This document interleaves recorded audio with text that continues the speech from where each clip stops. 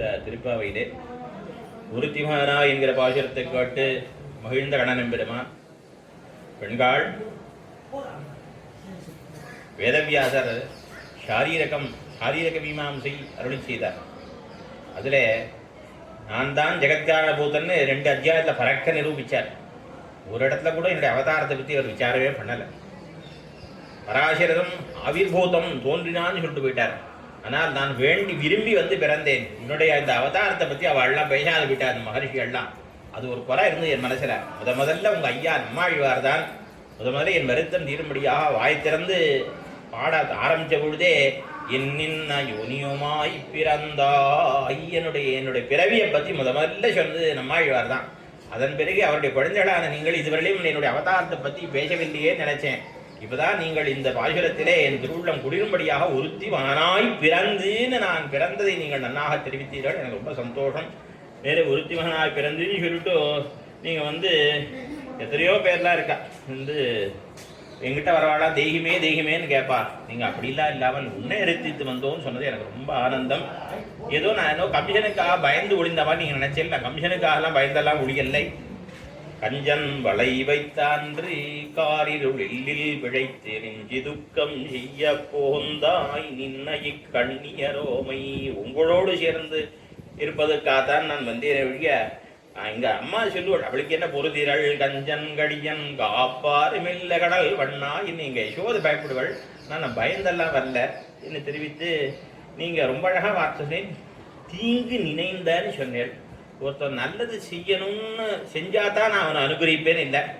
நல்லது செய்யணும்னு சும்மா வாயால் சொன்னா கூட அனுகிரகம் பண்ணிடுவேன். ஆனால் கெடுதல் பொறுத்த வரைக்கும் அவன் மனசால நினைச்சு கெடுதல் பண்ணானா அப்படின்னு பார்த்துட்டு உளந்தொட்டு இரணியன்னு தொட்டு பார்ப்பேன். அப்படி உள்ளத்திலையும் நினைச்சானா அப்படின்னு. அது மாதிரி கமிஷனானவன் உள்ளத்திலேயும் நினைத்தான். அது நீங்க என்னுடைய மனசிலிருந்து நீங்க சரியா சொல்லியிருக்கீர்கள். ஏதோ தீங்கு நினைச்சு செஞ்சாதான் நான் தண்டிப்பேன் ஒழிய இல்லாட்டி இது தண்டிக்க மாட்டேன், அனுகிரகம் தான் செய்வேன். அதையும் தெரிந்து நீங்கள் அழகாக சொன்னீர்கள் என்று சொல்லி உங்களுக்கு என்ன வேண்டும். நீங்கள் ஏதோ கடைசியாக ஏதோ முடிக்கிற பொழுது நீங்கள் சொன்னதை பார்த்து ஏதோ நோன்புங்கிறள். அது என்னதுங்கிறத நீங்கள் தெளிவாக சொல்ல வேணும் கேட்க மேலே தெரிவிக்கிறார்கள். மாலே மணிவண்ணா மாறுகள் நீராடுவான் மேலையார் செய்வனகள் வேண்டுவன கேட்டியேல் ஞாலத்தையெல்லாம் நடுங்க முதல்வன பாகலன்ன வண்ண துன்பாஞ்ச சன்யமே போல்வட சங்கங்கள் போய்ப்பாடுடையனமே சாலப்பெரும் பறையே கொடி பரப்பெரும் பறையே பல்லாண்டிசைப்பாரே கோல விளக்கே கொடியே விதானமே ஆலிநிலையாய் அருடையரோ எப்பாவாய் என்ன இந்த பாசுரத்தை அழுத்துகின்றார்கள். மாலே மாலே மாலென கருமை பெருமை மையல் நிகழ்விலே மால் என்பதற்கு 3 அர்த்தங்கள் காட்டப்பட்டுள்ளன. மால்னா கரியவன் அர்த்தம், பெரியவன் அர்த்தம், மையல் கொண்டவன் அர்த்தம். இந்த பாசுரத்தில் முக்கிய அர்த்தம் மையல் கொண்டவன். ஆழ்வார் திருவிளக்கு சேவை சாதிக்கிறார். அவர் தான் அந்த மார்க்கத்துக்கு அர்த்தத்தை அழகாக காட்டி கொடுத்த ஆழ்வார். அதாவது நம் அரங்கனாய பித்தன்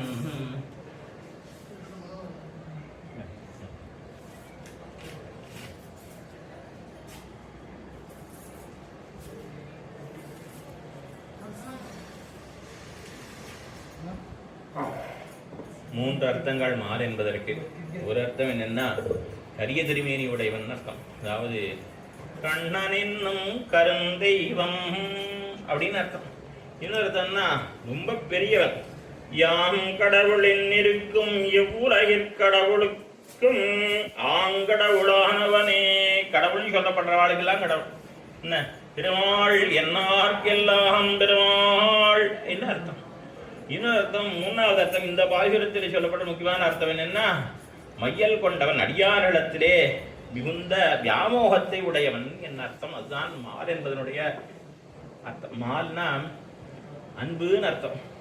மாலேன்னு சொன்னா அன்புடையவனேன்னு அர்த்தம். அதாவது அன்பே வடிவானவனே, அன்பே உருக்கொண்டவனே என்று அர்த்தம். யாருக்கு அன்பு? அடியாரிடத்திலே உள்ள அன்பே ஒரு வடிவெடுத்தார் போல் இருப்பவன் எம்பெருமான்.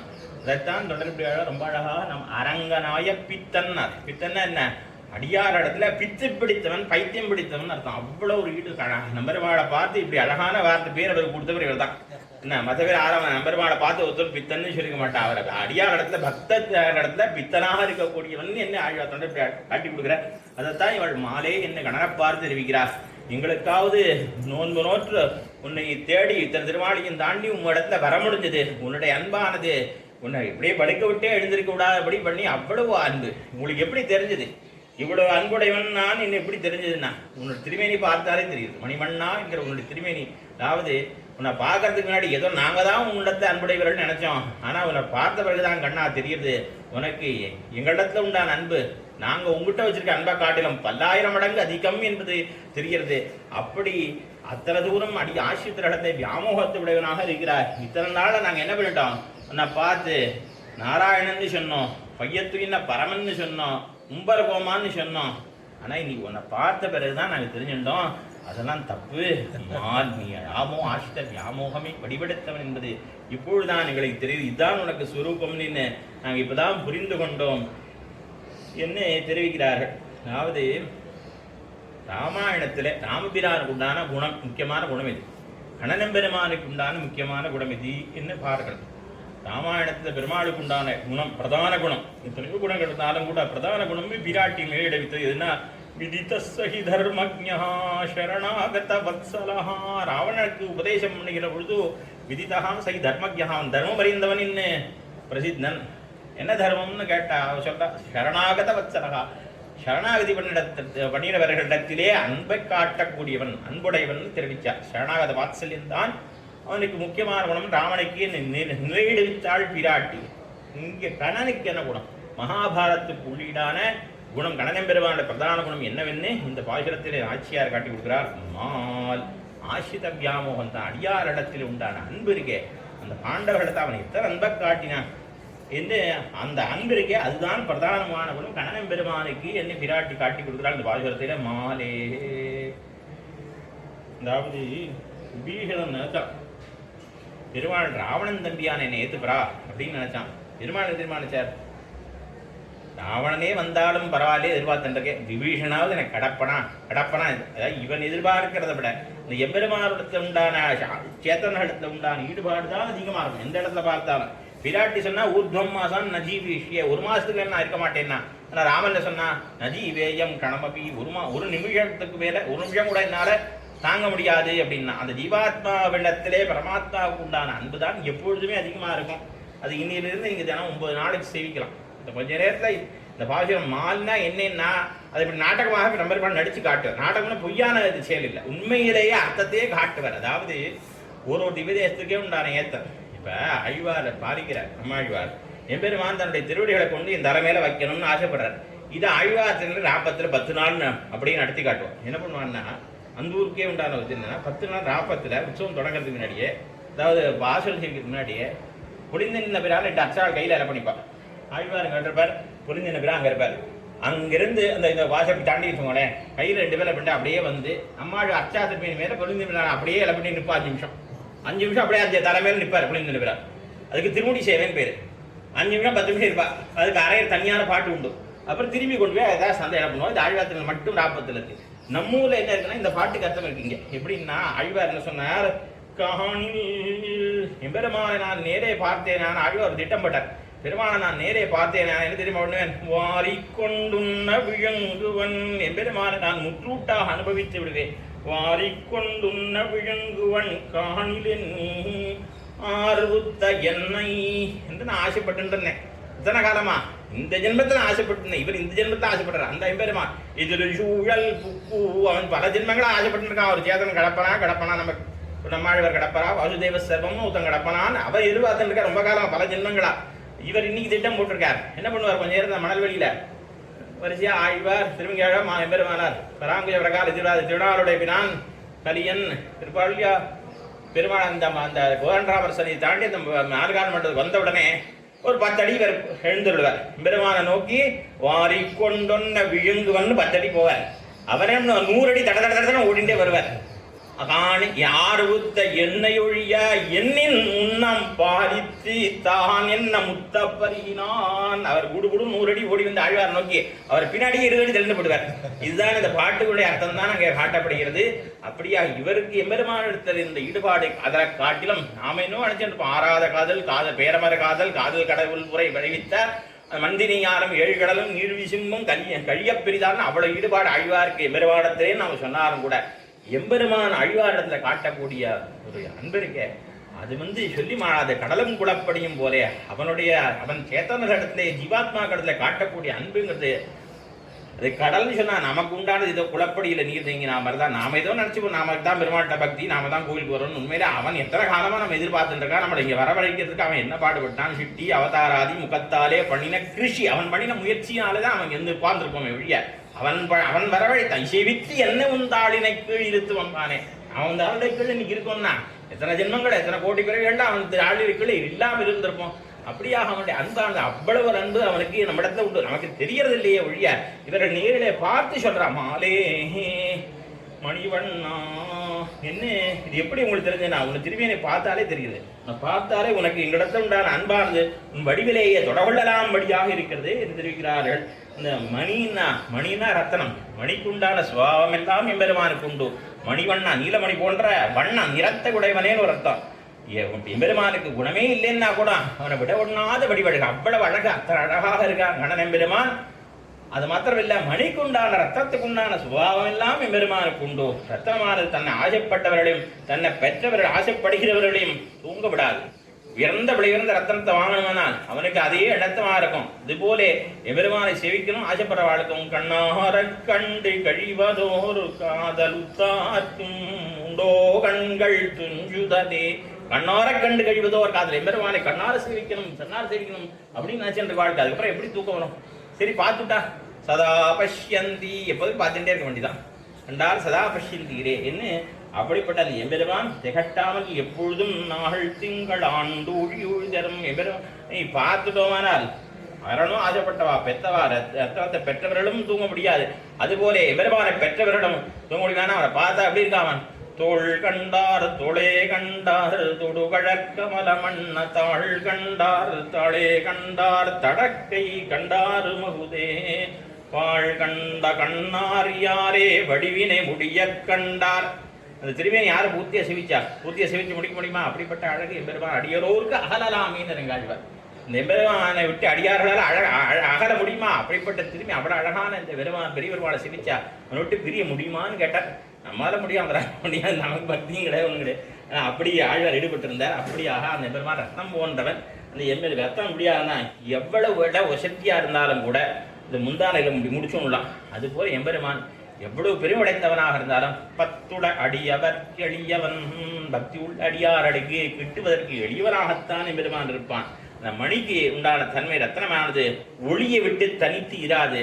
அதுபோல எம்பெருமான் பிராட்டி விட்டு ஒரு நாளும் தனித்திருக்க மாட்டான். அனன்யாகி மயா சீதா ராகவேண பிரபாயத்தா. சூரியனை விட்டு ஒளி பிரியாது போல ரத்தத்தை விட்டு பிரகாசம் பிரியாது போல எம்பெருமானை விட்டு பிரியாதவளாக பிராட்டி இருப்பாள். அந்த பிராட்டியானவள் லிக்கை வைஷா ஜெகன்மாதான் எப்பொழுதும் அந்த எம்பெருமானோடு கூடவே இருப்பாள். அதுபோல் அந்த ஒளியோடு கூடியதாக ரத்தனம் இருக்கும். அந்த ரத்தனத்துக்கு உண்டான சுவாவங்கள் எல்லாமே எம்பெருமானுக்கு உண்டு. ரத்தனத்தை இழந்தவன் அழறான். அதுபோல கணனெம்பெருமானை பிரிந்த காலத்துல தேவகி அழறாளே நம்ம பார்க்குறோமே. தேவத்தேவகி புலம்பிய புலம்பல். அதே மாதிரி தசரன் ராமன் காட்டுக்கு மொழி ஏறாருந்த கருணடுமால் இராமனாய் வனம்புக்க அதனை காத்தா தராந்த தடபரை தொழ்தரதந்தான் புலம்பியவ புலம்பல் தன்னை. என்ன கோபிமார்கள் கணவை பிரிந்த பொழுது என்ன கோபிமார்கள் எல்லாம் திருக்குற பகவத்த ராத்திரியே கணனை பிரிந்து அவர்கள்லாம் கோபியா கீதம் பாடுகின்றார்கள். பெருமானை பிரிந்து வருந்துகின்றார்கள் அல்லவா? அப்படி எம்பெருமானை பிரிந்தவர்களும் வருந்துவார்கள், ரத்தத்தை இழந்தவர்களும் வருந்துவார்கள். இப்படி ரத்தத்துக்கு எம்பெருமானுக்கு எத்தனையோ சாமியம். ஒரு செம்படவன் மீன் வைக்கக்கூடியவன் அவனுக்கு ஒரு ரத்தனம் கிடச்சிது கடல்ல. என்ன பண்ணா யாரோ ஒரு வியாபாரிகிட்ட கொண்டு விற்றான். அவன் 100 ரூபாய் கொடுத்து போயிட்டு வான்ட்டான். அதாவது வியாபாரி அதை என்ன பண்ணான், அதை போய் ஒரு ராஜாட்ட விற்றான். 1 லட்சம் ரூபாய்க்கு விற்றான். ராஜா என்ன பண்ணினா அதை ஒரு நல்ல ஹாரத்திலே பூண்டு டாலரில் வச்சுட்டு கழுத்தடைஞ்சு விட்டான். அதுபோல் எம்பெருமானாகிற ரத்னம், எம்பெருமானாகிற ரத்னத்தை போய் என்ன கேட்கறதுன்னு தெரியாது.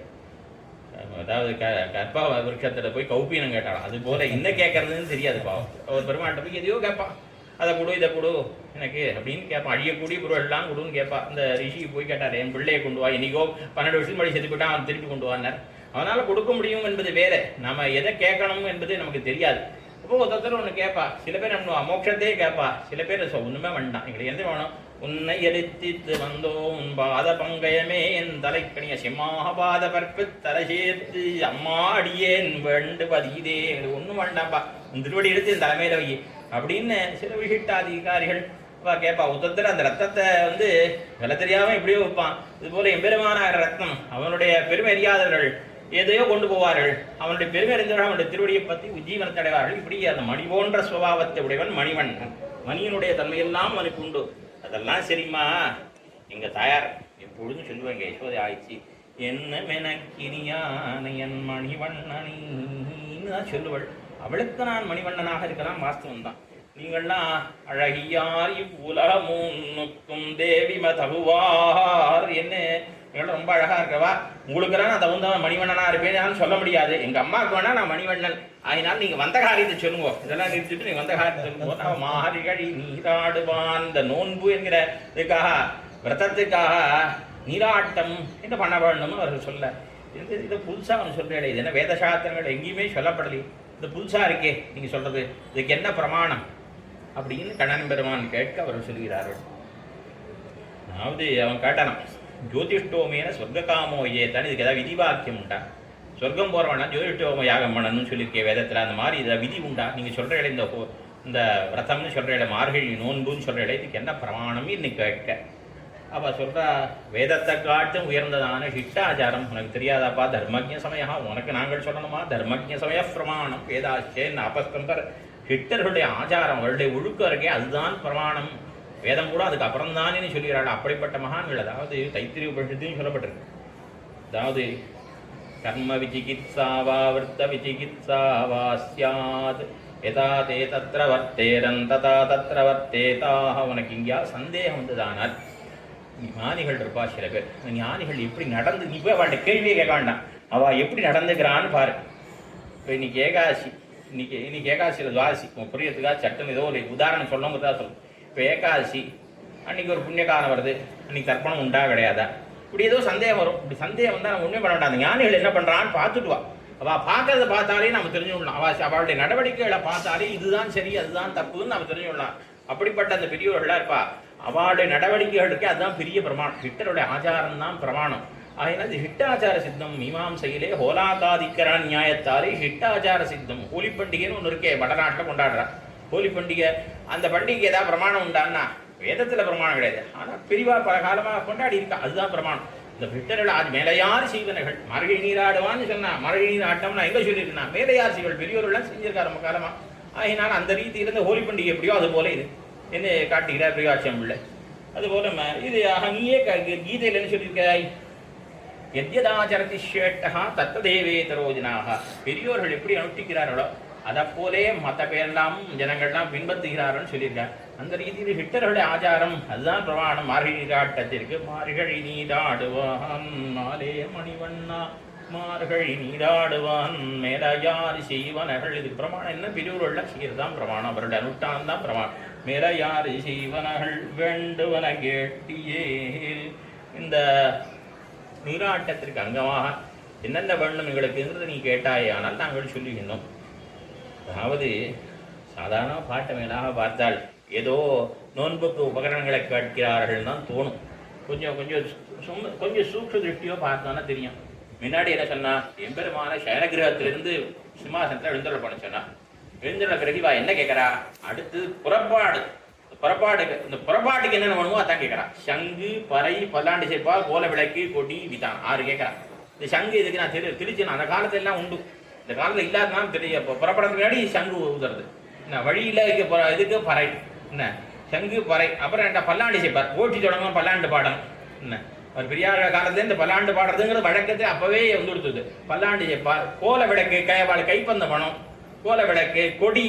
அந்த போகும்போது அந்த முன்னாடி பிடிச்சி பார்த்துப்பட்டு போட்டி வாழ வரது முன்னாடி அந்த கொடி விதானம், பெருமாள் ராத்திரி எழுந்துள்ள பொழுது அந்த பனி வீசா இருக்கிறதுக்காக மேல் கட்டி இதெல்லாம் புறப்பாட்டுக்கு உண்டா அடுத்து புறப்பாட்டுக்கு கண்ணனோடு புறப்படுவதற்காக அவர்கள் கட்டுகிறார்கள். இப்படியாக திருப்பள்ளி எழுச்சி பாடுவதற்கு பாஞ்சஜன்யம் வேணும். பாஞ்சன் எப்படி வேணும்?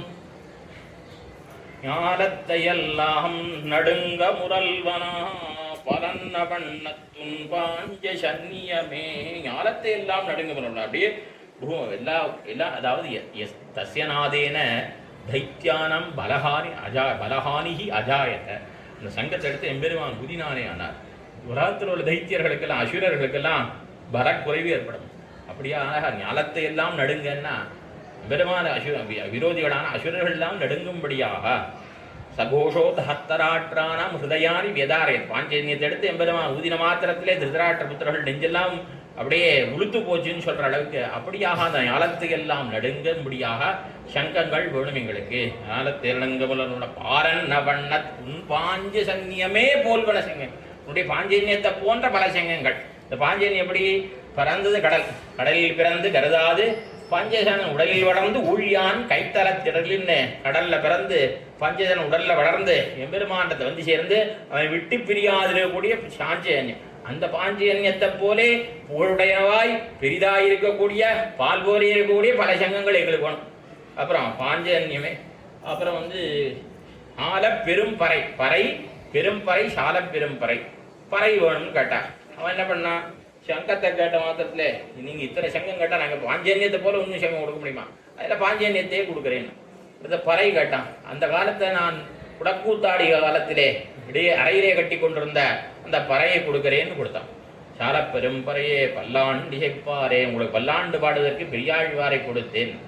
கோல விளக்கி, உங்களுக்கு கோல விளக்காக இருக்கக்கூடியவள் நப்பின்ன பிராட்டி தான். நப்பின்ன பிராட்டியும் உங்களோட அனுப்பி வைக்கிறேன். கோல விளக்கே கொடியே கருத்மான் கருடக்கொடி கருடக்கொடியுடைய ஈர் தனிப்பாகின்னு கருடக்கொடி கொடுக்குறேன்னு கொடுத்துட்டான். கொடியே விதானமே, விதானத்துக்கு ஆதிசேஷன் அவனை விட்டு பிரிய மாட்டான். அவனுக்கு வாழை விட்டு பிரியறதுக்கு மனசு இல்லை. ஆனால் ஆதிசேஷனை கொடுக்காமல் அத்தவாடம் வண்ணவாட கொண்டு வாட்டம் தனிய வீசீரே என்கிற அந்த இவனுடைய அந்த திருப்பரியட்டம் அத்தவாடத்தை விதவாடை கொடுக்குறான். அப்படியாக கோடியே விதானமே ஆலி நிலையாய். இது ஒன்னொன்னும் போறாதுப்பா, ஒன்னொன்னிலும் பல வேண்டும் எங்களுக்குன்னு சொல்ல அவற்றுக்கு நான் எங்கே போறதுன்னா ஆதி நிலையாய். அப்பா உலகம் ஒண்ணுமே இல்லாத காலத்திலே உலகம் எல்லாம் பிரளயம் கொண்ட காலத்திலே பாலந்தனதுருவாய் ஏழுலகுண்டு. அப்ப நீ என்னவா இருந்தாய்? ஆலந்தலிலே கண் வளர்ந்தாய அகடித்த கடனா சக்தனை யுக்தனான உனக்கு செய்ய முடியாதெல்லாம் செய்யக்கூடிய உனக்கு இதை செய்ய முடியாதா? ஆலினையாய் அருள் என்று அவரிடத்திலே அந்த ஆளிலை கண்ணனிடத்தை அருள் புரியும்படியாக கேட்கிறார்கள். ஆளிலை சேமித்தென்று கொண்டிருக்க முடியாத பெருமான வடபத்திர சாய் சீவலிபுத்தூர் வடபத்திர சாய் என பெருமான் அந்த ஊரில் எப்போ நித்தியப்படியுது. எப்படின்னா ஆண் பெரியாழ்வார் நித்தியப்படி கைத்தரம் உண்டுங்க. வெளியில் நித்தியப்படுத்துவார். ஆனால் அவர் வெளியில் அந்த பெருமாள் பார்த்து இந்த பாட்டு ஒரு அரையரை நிமிஷம் தான் பண்ணோம். அதே மாதிரி ஆண்டாள் அந்த இடத்துக்கு போகும்போதும் அங்கே திரும்பி பெரியாள் எழுதினாலே அப்பப்பெல்லாம் ஒரு தடவை இந்த பாட்டாகும். மாலைமணி மற்ற எப்போ நித்தியம் அங்கே வெளியில் வரும்போது தான் அந்த இடத்துல நின்றுட்டு கோயிலுக்கு எடுத்த மாதிரி வடபத்திர சாய் கோயிலுக்கு எடுத்த மாதிரி பெரியாள் வசதிக்கு வாசலில் வரும்போதெல்லாம் அரையர் இந்த பாட்டு செய்விக்கணும் அப்படின்னு உற்சவங்களில் வரும்போது தான் உற்சவங்களில் உண்டு இந்த பாட்டை. மாலைமணி வேணா பாட்டை மாற்ற செய்ப்பா. ஏன்னா ஆளிநிலையாயின்னு அந்த பெருமாள் மங்களாசாதனம் ஒரு ஆட்ட அபிப்பிராயம். ஆளிநிலையாய் அருளின்னு இந்த பெருமானத்தை அருளை வேண்டுகின்றார்கள் இந்த பாசுரத்தில். மேலே நாளை தினம் அனுபவிப்போம் என்று தெரிவித்து இந்த இன்னைய தினம் நாள் பாட்டை செய்கிறோம்.